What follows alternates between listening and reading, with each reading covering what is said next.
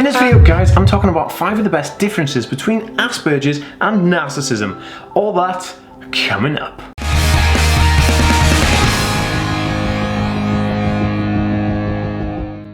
Hey guys, welcome back to the Aspie world. My name is Dan. I have autism, ADHD, OCD and dyslexia, and I make weekly videos on this type of content. So if you're new around here and you'd love to see more, remember to hit that subscribe button by clicking the notification bell down below.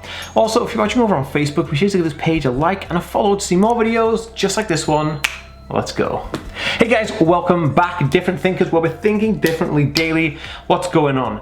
I have had a really busy week doing loads of stuff, making loads of videos. I hope you guys are having a swell time. Whatever you're doing, super good to have you here watching another video. But I wanted to make this video because there are differences between Asperger's and narcissism, but a lot of people don't understand the difference and they get confused. They think like Asperger's and narcissism are one and the same thing, and they think people who have Asperger's syndrome are narcissistic. But we're going to get into all of that in just a few seconds. But before we do that, I just want to tell you guys that I have a free PDF Autism Life Hacks book, 7 ways that really improve the way you're doing your day to day, and it's free and you can download it on the end slate in a card above here and in the description below, and I'll try and leave it on a pinned comment if you if I can remember.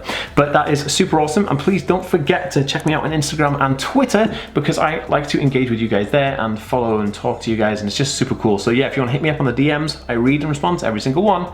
Let's get into the video. Okay guys, so I was thinking about this video for a while because I get all the time people think I'm narcissistic because I have a diagnosis of Asperger syndrome, and I just want to make something clear.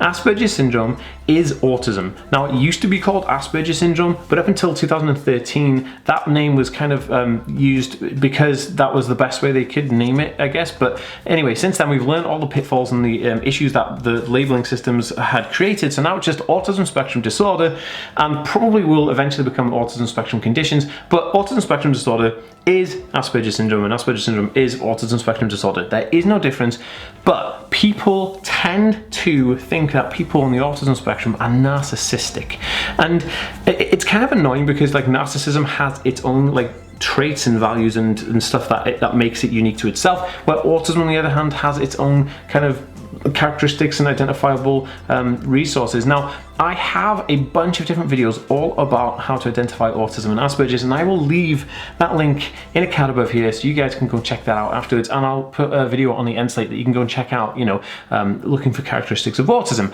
But for this video specifically, I've mapped out 5 of the most interesting differences between people who are narcissistic and people who are on the autism spectrum, and I'm going to go through them right now. Okay, so number 1 is mental health versus neurological. Now, let's think about this. The diagnosis of autism is a neurological developmental disorder. So Asperger syndrome, autism, is neurological and it's developmental, so it's something that impacts the brain when the brain is being created, when it's fusing together. The neurological paths are having a whale of a time, and they're doing some crazy awesome stuff, and that's what causes an amazing experience of what we now know as autism. And I think that's a really interesting thing to think about in itself. But this is vastly different to narcissism. Now, narcissism is a mental health condition, because autism isn't a mental health condition, even though autism is kind of cared for under mental health teams, because I guess that mental health teams deal with everything to do with the mind, the behavior, the way of thinking, and neurological kind of conditions, but it doesn't mean that it is a mental health condition. Autism is neurological, where on the other hand, narcissism is a mental health disorder. Now, I do want to be frank.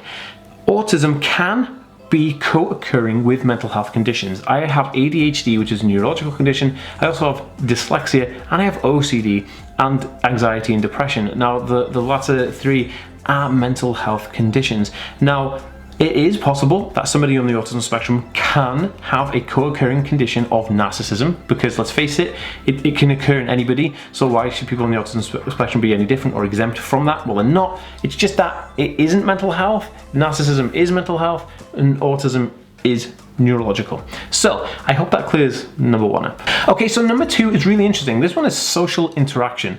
Now, autism in its kind of core is a communication issue, which is really shown when people are trying to socialize and understanding social normities and social conventions that are kind of just givens that people learn just through socializing with their friends and family growing up, where this is a bit of a miss in autism. Those things don't kind of naturally occur because it's so difficult for someone on the autism spectrum to navigate around the world, let alone pick up all these unwritten rules of social interaction. Now, a narcissist, on the other hand, will actually use social situations to manipulate people. So basically, they'll use manipulative tactics to control social interactions, and this is how narcissists kind of work, which is a very interesting statement. So, you know, someone on the autism spectrum will have difficulties with a social interaction, but a narcissist will be able to almost master the situation, to take control of that and then manipulate the situation for their gain.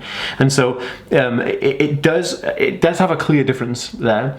And I guess if you were going to say, hey Dan, well, you said that people on the autism spectrum could also be narcissistic. I'm like, yeah, but not every single trait of narcissism will be present in the person who is actually on the autism spectrum, if that makes sense. But this is trying to clearly define the differences between somebody on the autism spectrum and somebody just with narcissism, and there are clear differences here, just at number 2.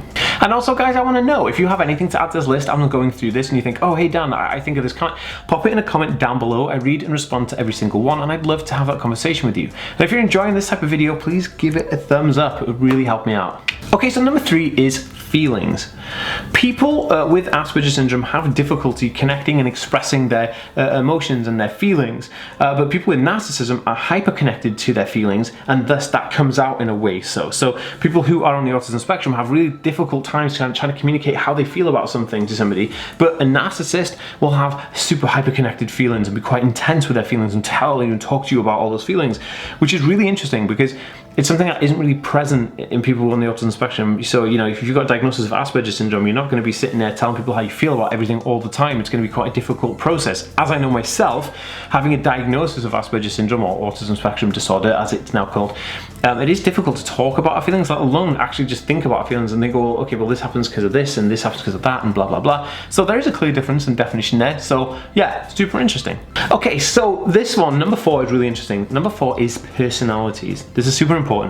People with Asperger syndrome are one-dimensional in their personality. They are very, you know, that's who they are.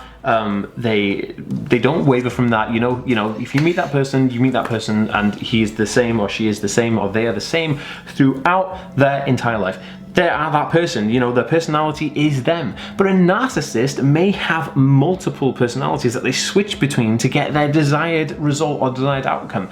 They can switch between being like a really cool buddy friend, or being like a, you know, a hard nut kind of like bully dude, or like a soft kind of like hippie guy. It could be anything, right? And they'll switch between these personalities so that they can actually gain control over the situation to get what they want from that situation, which is really interesting. And I find it really fascinating that the personality difference between people on the autism spectrum versus people with narcissism. I find that just fascinating. Okay, so number 5 is blame. Now, people on the autism spectrum, someone with Asperger syndrome, right, will never put blame on other people. In quite fact, they'll feel kind of like to blame for most things because it's difficult to figure out if you've done something wrong or someone else has done something wrong. So they will pretty much never tell someone that they are to blame. In most of the cases, someone with an autism spectrum disorder will take on that blame.